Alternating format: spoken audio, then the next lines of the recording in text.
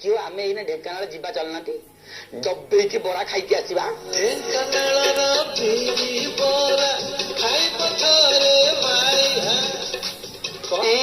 ନାଇଁ ମ ଆମେ କଣ ଖାଇବା ଏଠି ବରା ଖାଇବାକୁ କିଏ ଆଇଛନ୍ତି ଟିକେ ଦେଖନ୍ତୁ।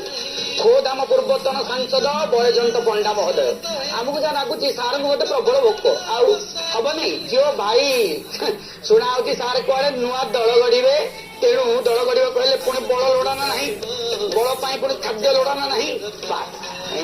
ଆଲୁ ଆଲୁ ସାର୍ କଣ ଲଙ୍କା ଚୋବେଇ ପକେଇଲେଣି ପୁଣି କଞ୍ଚା ଲଙ୍କା। ଏଇଠି ସାରେ ସହଜେ ତ ନବୀନ ବାବୁ ଆପଣଙ୍କୁ ଏଇନେ ଯେମିତି ରାଗ ପରେ ରାଗ ଖୋଇ ଚାଲିଛନ୍ତି ସେତିକିରେ ଆପଣଙ୍କ ପାଟି ପଡିଲାନି ଆହୁରି ଲଙ୍କା ଖାଉଛନ୍ତି। ଏଇଠି ସାରେ ଏଇନେ ଆଉ ଲଙ୍କା ଫଙ୍କା ଖାଇକି ମୁଣ୍ଡ ଗରମ କରନ୍ତୁନି, ବରଂ ମୁଣ୍ଡଟାକୁ ଥଣ୍ଡା ରଖନ୍ତୁ। ନାଇଁ ଭାଇ ଆମକୁ ଯାହା ଲାଗୁଛି ସାର୍ ବୋଧେ ତାଙ୍କ କ୍ୟାରିୟର ଥାଳିରେ ଥିବା ବ୍ୟାରିୟର ମାନେ କଞ୍ଚା ଲଙ୍କା ଗୁଡାକୁ ଖାଇକି ସଫା କରୁଛୁ। ଏଇଠି ଭାଇ ଆପଣ ଆଉ ଏତେ କଥା କୁହନ୍ତୁନି, ସାର୍ ଆମର ଠିକ ଜାଣିଛନ୍ତି କୋଉଠି କଣ ଖାଇଲେ କାମ ଦବ।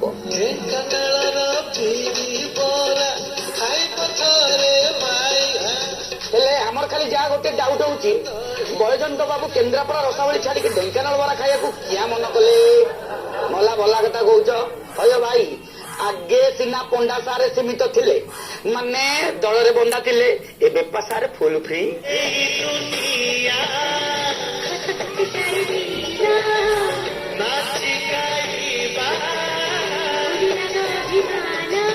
ମାନେ ଦଳରୁ ନିଲମ୍ବନ ପରେ ସାରେ ଏଇନେ ରାଜ୍ୟ ସାରା ବ୍ୟାପ୍ତ। ସେଦିନ ଦେଖିଲେନି ସାରେ କେମିତି ରଥରେ ବସିକି ବୁଲୁଥିଲେ। ଆଜି ଢେଙ୍କାନାଳ ବିଜେ। ସତରେ ଭାଇ ଆମେ ଭାବୁଛୁ ବୈଜୟନ୍ତ ବାବୁଙ୍କର ଏମନ୍ତ ଭ୍ରମଣ ଲୀଳା ଦେଖିଲେ ଯୋଉ ଲୋକ ତାଙ୍କ ହେଲିକପ୍ଟରକୁ ସିଜ୍ କରିଥବ ସେମାନେ ପୁରା ରୋବେଇ ଖୋପେଇ ଦେବେନି ନୁହଁ କି? କିଏ ସାରେ ହେଲିକପ୍ଟର ଗଲା ପରେ ଜାକି ଜୁକି ହେଇକି ବସିବେ କଣ ଓଲଟି ବେଶୀ ବୁଲୁଛନ୍ତି। ଏଇ ସାର୍ ବି ସେଇ କଥା କହିଲେଣି। ଦେଖନ୍ତୁ କିଛି ଲୋକ ଭାବିଥିଲେ ଯେ ମତେ ବୋଧେ ହେଲିକପ୍ଟରଟା ଜବତ କରିଦେଲେ ମୁଁ ବୁଲିବି ନାହିଁ, କିନ୍ତୁ କେନ୍ଦ୍ରାପଡାର ବାସୀମାନେ ଜାଣିଛନ୍ତି 9-10 ବର୍ଷ ହେଲା ମୁଁ ହେଲିକପ୍ଟରରେ, ଡଙ୍ଗାରେ, ମୋଟରସାଇକେଲରେ, ଜିପ୍ରେ ବହୁତ ବୁଲିଛି, ବୁଲିବି ମଧ୍ୟ। କଣ କହୁଥିଲୁ? ହଉ ବୁଲା ହେଲା, ଖିଆ ହେଲା, ଏବେ ସେଲ୍ଫି ହେଇଯାଉ।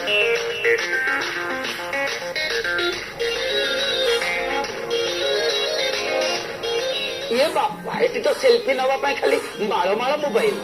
ଓ ହେଇ ମୋ ମାଉସୀ ବି ଚାଲି ଯାଇଛନ୍ତି ନା ଆଉ। ସତରେ ଭାଇ ଏଠିକା ସିନ୍ ଦେଖିକି ଯାହା ଲାଗୁଛି ଯେମିତି କୋଉ ସିନେମା ହିରୋ ଆଇଛନ୍ତି କି ଆଉ ମଲା। ଯୋଉ ବୈଜୟନ୍ତ ବାବୁ କଣ ଆମର କୋଉ ସିନେମା ହିରୋଠୁ କମ ନା କଣ? ଆମେ କଣ ମନରୁ କହୁଛୁ କି ନିଜେ ଶୁଣୁନାହାନ୍ତି? ଆୱାର ହିରୋ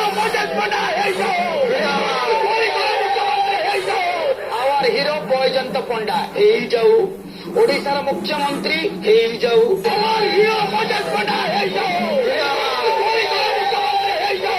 ଏ ଭାଇ ଦେଖ ମ ସାରେ ଆଗେ ମୂଳରୁ ଦଳ ଗଢି ନାହାନ୍ତି, ଲୋକେ ତାଙ୍କୁ ମୁଖ୍ୟମନ୍ତ୍ରୀ କରିସାରିଲେଣି। କଣ କହିବ?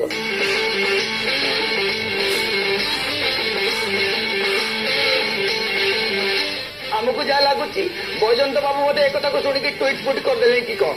ହଁ ନା ନା ନା ନା ବନ୍ଧୁ ଟ୍ୱିଟ୍ କଥା ତ ଜଣା ନାହିଁ। ସାରେ ଆମର ଏଠି ଟି ପିଇଲେଣି ମାନେ ଚା। ଆଉ ବୁଝିନ ଏଇଟା ତ ମେନ୍। କେମିତି କଣ ମ କି ଗହଳି ଦେଖୁଛ ତ ଦୋକାନରେ?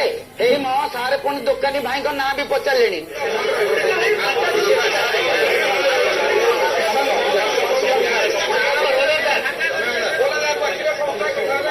ଯାହା କୁହ ଭାଇ ଏମିତି ଭାବ ଯୋଡିବାରେ ସାର୍ ଆମର ଫୁଲ ମାହିର। ଏଇ ଦେଖୁନାହାନ୍ତି ଇଏ ଭାବ ବି ଅଛି। ହଉ ଚା ପିଇକି ସାର୍ କଣ କହୁଛନ୍ତି ଟିକେ ଶୁଣିବା। ଆପଣ ନିଜେ ଦେଖୁଛନ୍ତି, ମତେ ବହୁତ ଖୁସି ଲାଗୁଛି ଏତେ ସ୍ନେହ ଦେଖିକି। ଏଠି ହଜାର ହଜାର ଲୋକ ଖାସ କରିକି ଯୁବପିଢିରୁ, କିନ୍ତୁ ଅନ୍ୟମାନେ ବୁଦ୍ଧିଜୀବୀ ମାନେ, ବୟସ୍କ ଲୋକମାନେ ସମସ୍ତେ ଏଠି ଏତେ ସଂଖ୍ୟାରେ ଏକଜୁଟ ହେଇଛନ୍ତି ଟିକେ ଚା ପିଇବା ପାଇଁ, ଟିକେ ଆଲୋଚନା କରିବା ପାଇଁ, ଓଡିଶାର ଭବିଷ୍ୟ ବିଷୟରେ କଥାବାର୍ତ୍ତା କରିବା ପାଇଁ। ଭାଇ ଆମକୁ ଯାହା ଲାଗୁଛି ମୋଦିଜୀ ଚାଏ ପେ ଚର୍ଚ୍ଚା କରିକି ପ୍ରଧାନମନ୍ତ୍ରୀ ହେଇଯିବା ପରେ ବୈଜୟନ୍ତ ବାବୁ ବି ସେଇ ଫର୍ମୁଲା ଆପଣେଇଛନ୍ତି ହେବ ବୋଧେ। ମାନେ ଚା ଖଟିରେ ହେଇଯାଉ। ହଉ ସାରେ ଏତେ କଥା ଛାଡନ୍ତୁ, ଆମକୁ ଖାଲି ଏତିକି କୁହନ୍ତୁ ଆପଣ ଦଳରେ ମିଶିବେ ନା ନୂଆ ଦଳ ଗଢିବେ? ଦେଖନ୍ତୁ ଆଗାମୀ ନିର୍ବାଚନ ବହୁତ ସମୟ ଅଛି, ତା ପାଇଁ କେତେବେଳଠୁ ସେମିତି କିଛି ନିଷ୍ପତ୍ତି ନେବାର ଆବଶ୍ୟକତା ନାହିଁ।